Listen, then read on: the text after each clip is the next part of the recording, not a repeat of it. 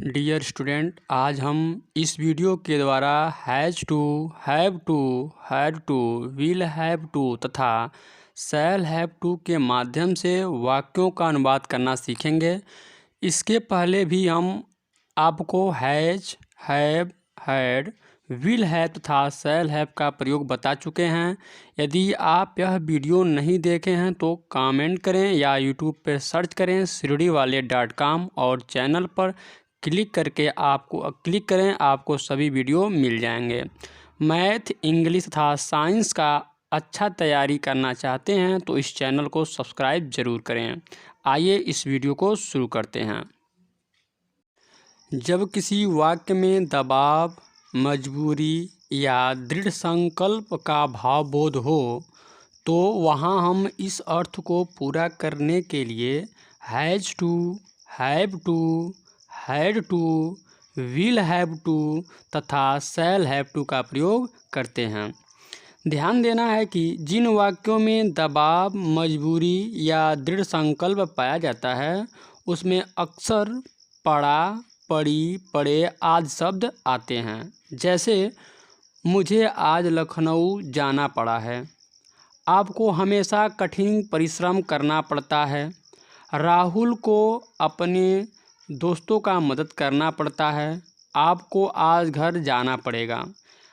आप यदि इन एग्जाम्पल्स को देखें तो पहले वाक्य में पड़ा है, दूसरे वाक्य में पड़ता था, तीसरे वाक्य में पड़ता है तथा चौथे वाक्य में पड़ेगा शब्द आए हैं जो मजबूरी या दबाव को साफ साफ प्रदर्शन कर रहे हैं। अतः इन्हीं वाक्यों का अनुवाद करना सीखेंगे। सबसे पहले सीखेंगे हैज़ टू तथा हैव टू का प्रयोग। अगर आप ऐसे वाक्यों का मास्टर बनना चाहते हैं तो अब बिल्कुल ध्यान दीजिए। जब वाक्यों में या वाक्यों के अंत में पड़ा है, पड़ी है, पड़े हैं या पड़ता है, पड़ती है, पढ़ते हैं आदि शब्द आए तो वहाँ इस अर्थ को पूरा करने के लिए हैज़ टू या हैव टू का प्रयोग करेंगे। नोट रहे, हैज़ टू का प्रयोग एक वचन कर्ता जैसे ही, सी, इट या किसी व्यक्ति के नाम के साथ करते हैं और हैव टू का प्रयोग बहुवचन कर्ता जैसे आई, वी, दे तथा यू के साथ करते हैं।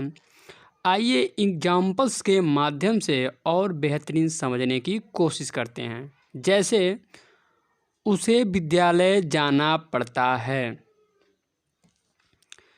सबसे पहले कर्ता के बाद हैज़ टू या हैव टू, तब क्रिया, इसके बाद कर्म तथा अंत में अन्य शब्द की अंग्रेजी लिखते हैं।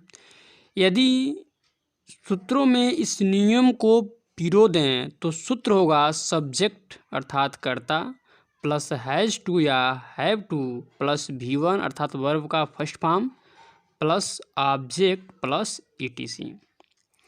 इस वाक्य में सब्जेक्ट है उसे, जिसकी अंग्रेजी हिम नहीं लिखेंगे, ही लिखेंगे क्योंकि यह कर्ता का कार्य कर रहा है।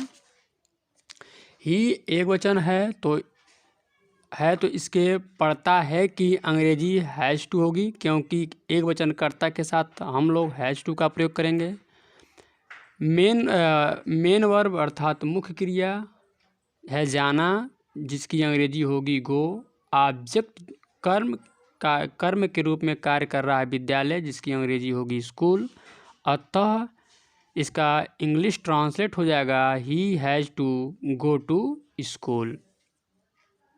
यदि ऐसे वाक्यों में आप कर्ता, क्रिया, कर्म आदि नहीं पहचानते हैं तो आप सबसे पहले बाएं से एक शब्द जो कर्ता होगा की अंग्रेजी लिखेंगे। बाकी आप दाएं ओर से एक एक शब्द की अंग्रेजी लिखते चले जाएं। जैसे उसे विद्यालय जाना पड़ता है, सबसे बाएं ओर है उसे, जिसकी अंग्रेजी होगी ही। अब हम ही लिखने के बाद दाएं ओर आ जाएंगे और दाएं ओर से एक ही शब्द की अंग्रेजी लिखेंगे। ही लिख दिए। अब दाएं ओर सबसे दाएं ओर है पढ़ता है, जिसकी अंग्रेजी हो जाएगा हैज़ टू। उसके बाद है जाना, जिसका अंग्रेजी हो जाएगा गो। कहीं जाने से पहले टू का प्रयोग करते हैं तो गो के बाद टू। उसके बाद है विद्यालय, जिसका अंग्रेजी हो जाएगा स्कूल। अतः इस तरह से यदि ट्रांसलेट करेंगे तो इसका ट्रांसलेट हो जाएगा he has to go to school. सूत्र के माध्यम से हल इसका अनुवाद करें या इस ट्रिक के माध्यम से अनुवाद करें, दोनों हूबहू एक जैसा ही होगा और दोनों सही है। अगला ट्रांसलेट देखते हैं। मुझे हमेशा लखनऊ जाना पड़ता है। मुझे यहाँ कर्ता कार्य कर रहा है तो इसकी अंग्रेजी होगी आई।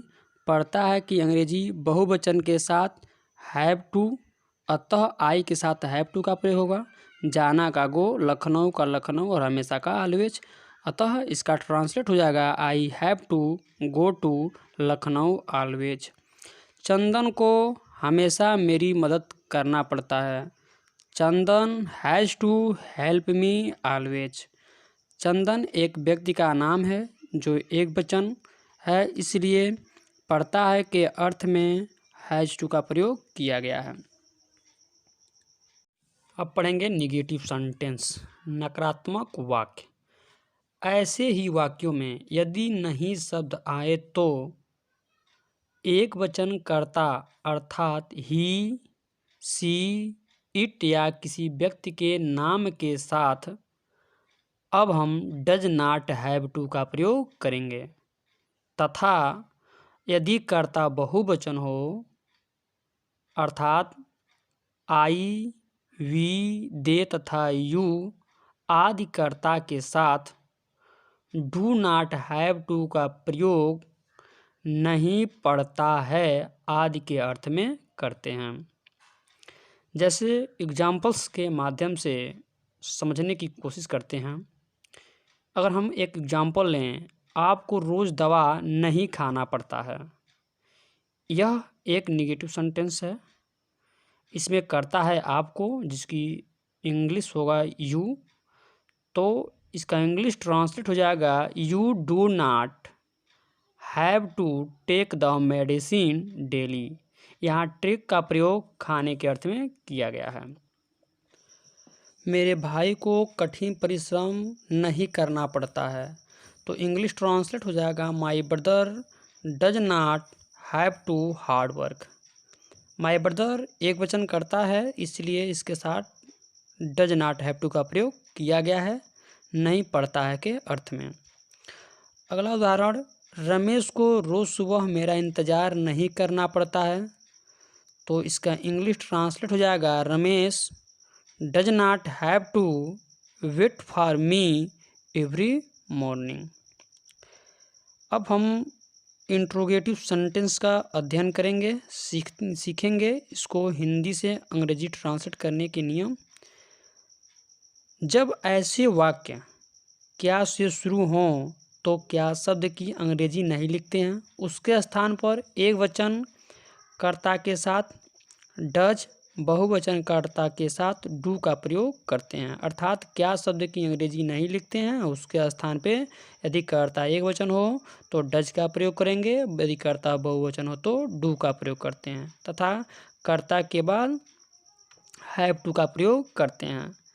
जैसे अगर इसको सूत्र में हम पिरो दें, यदि इसको सूत्र के रूप में देखें तो इसका सूत्र होगा डू या डज प्लस कर्ता plus have two plus V1 अर्थात वर्ब का first form plus object plus ETC। उदाहरण के माध्यम से इसे और बेहतरीन समझते हैं। क्या मुझे हमेशा यह किताब पढ़ना पड़ता है, तो क्या शब्द सबसे पहले आया है, तो क्या शब्द की अंग्रेजी नहीं लिखेंगे, इसके स्थान पर हम डू या डज का प्रयोग करेंगे। यदि कर्ता एक वचन होगा तो डज का प्रयोग करेंगे, बहुवचन होगा तो डू का प्रयोग करेंगे। तो मुझे कि जिसका एक इंग्लिश हो जाएगा आई, क्योंकि ये सब्जेक्ट की तरह काम कर रहा है, तो आई बहुवचन है, तो इसलिए क्या शब्द के अर्थ में हम डू का प्रयोग करेंगे, तो जाएगा do I have to read this book always. अगला उदाहरण, क्या शैलेश को हर वर्ष मोबाइल खरीदनी पड़ती है, तो शैलेश एक व्यक्ति का नाम है जो एक वचन करता है, एक वचन करता है, तो क्या शब्द के अर्थ में हम डज का प्रयोग करेंगे, तो इसका इंग्लिश ट्रांसलेट हो जाएगा does Shailesh have two by mobile every year.